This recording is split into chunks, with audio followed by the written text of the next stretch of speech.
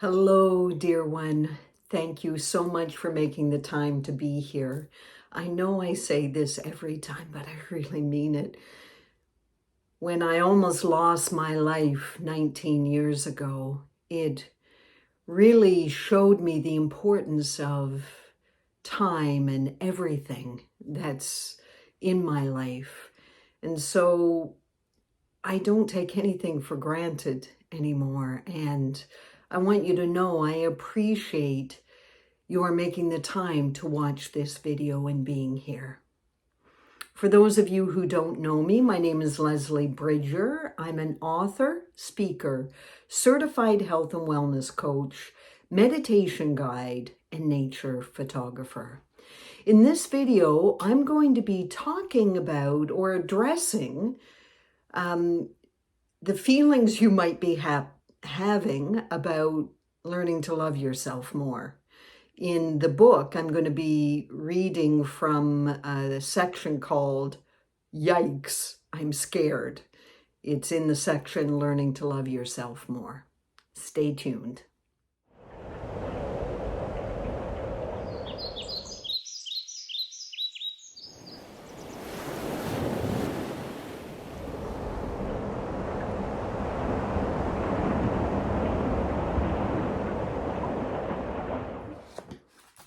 As I said, I'm reading from my book, page 191.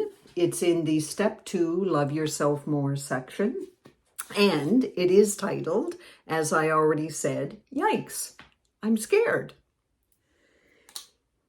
Yes, I understand this process of self-love can seem very daunting and scary. I totally get it. As I shared in part 1, when I started on this journey of actually feeling my emotions, instead of stuffing them down with all the food I used to mindlessly shove into my mouth, I was petrified. And I just want to add, I was. It seemed I didn't even know where to begin. I had no idea what to do. I certainly didn't love myself, and I didn't treat myself with the love, respect, kindness, and compassion that I deserved.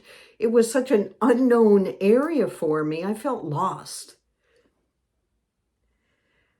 I thought that if I acknowledged the raging torrent of emotions I had been actively trying to avoid for decades, I'd be swept away by all the grief, anger, pain, and loss that had built up within me. I thought I would be powerless to recover, unable to function. And you may be feeling the same thing if you actually look at all of the things that you have been afraid to feel in your life and process. You know, you might feel like I did, that you'd never recover. But you know what? I want you to know, and I write in the book, I was totally wrong. Yes, I cried nonstop for weeks on end. And sometimes I got stuck in victim mode as I engaged in pity parties with myself. And you know what? That's okay if you get to that place as well. And every time I said yes to feeling it all, feeling everything I had been afraid to feel and process, all the barriers and barricades I had erected around me and my heart were knocked away bit by bit until it all came tumbling down. As I released all the heavy, dense energy that had been stuck in my body and my energy field, I felt remarkably lighter and freer, more expansive and more accomplished. So, you know, I realized when I was in the coma, I was shown that everything I had been afraid to feel and process had been stored in my body, in my actual body, but also in my energy field. And that I realized that by feeling my emotions, I was making space for more of who I really was and for everything I truly desired in my life to enter. You may be overwhelmed and unsure of how you're going to start and afraid of what you might discover. Don't let that stop you.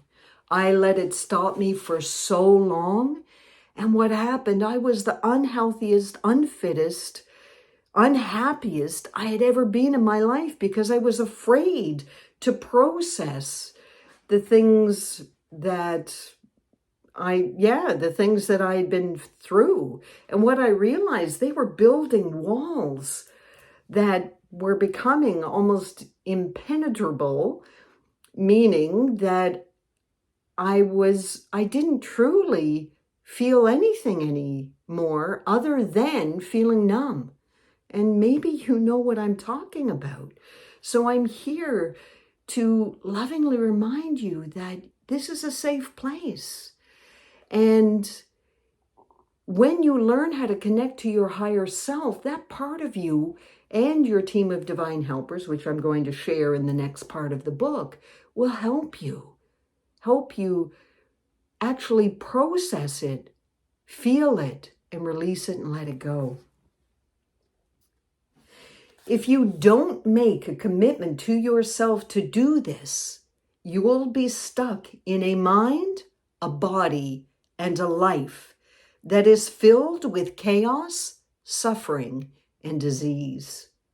The 3 pillars of self-love will be your guides.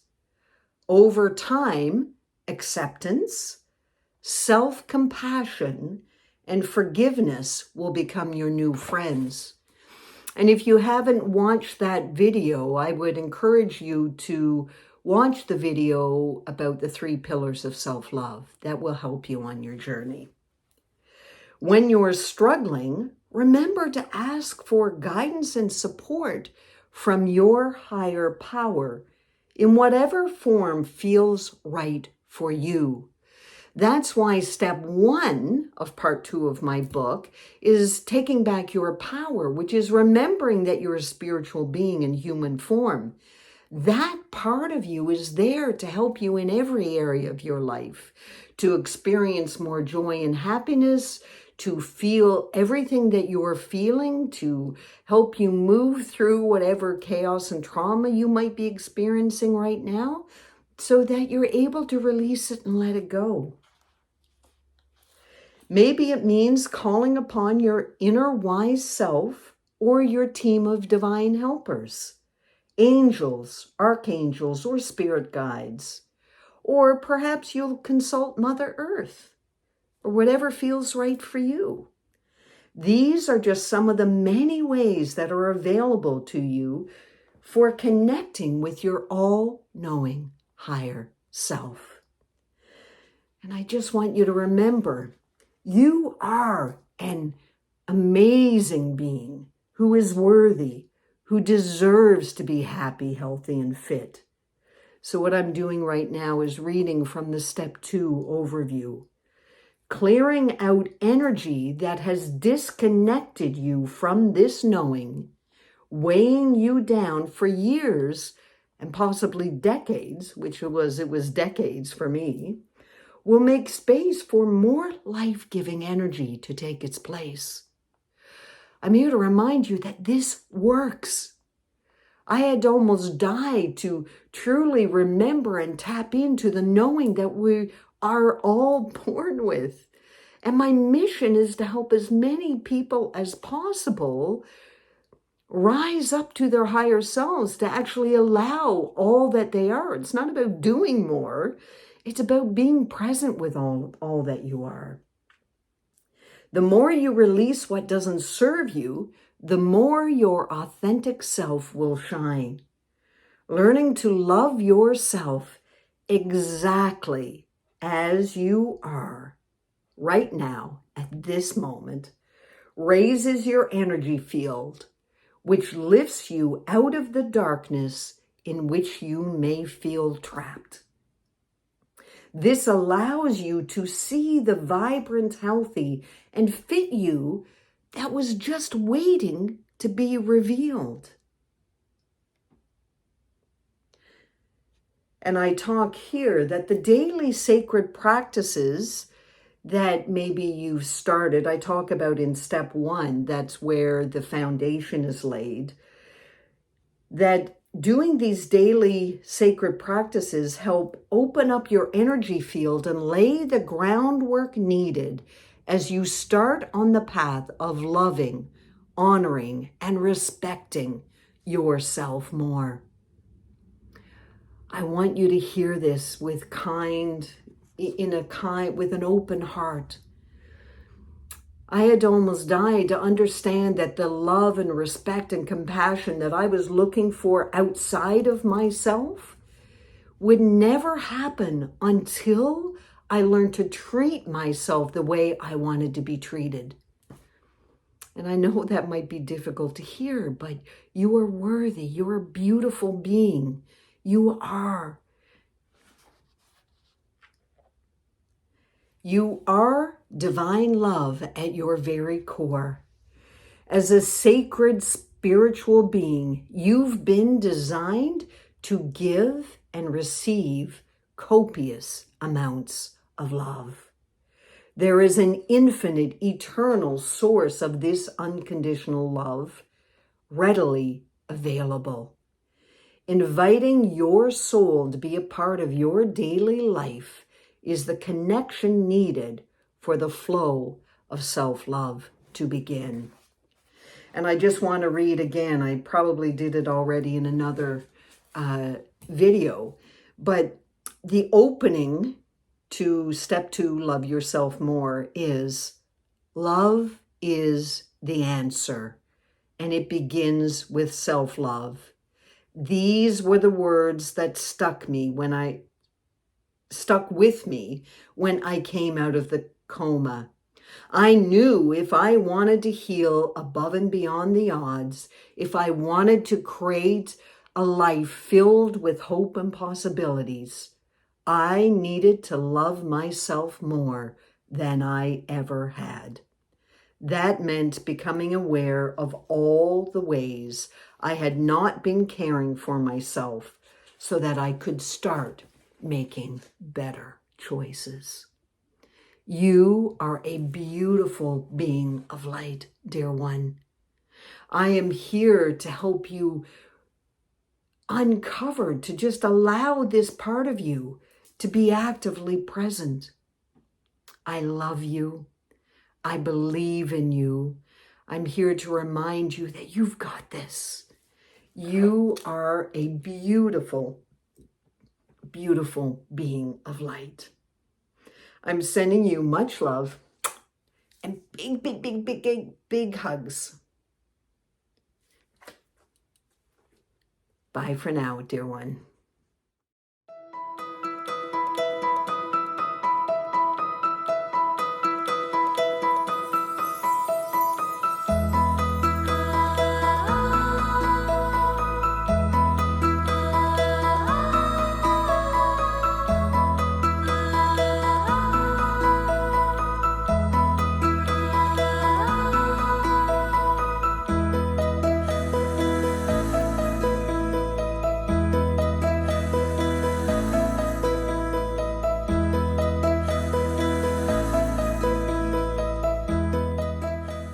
Remember, you are a powerful creator.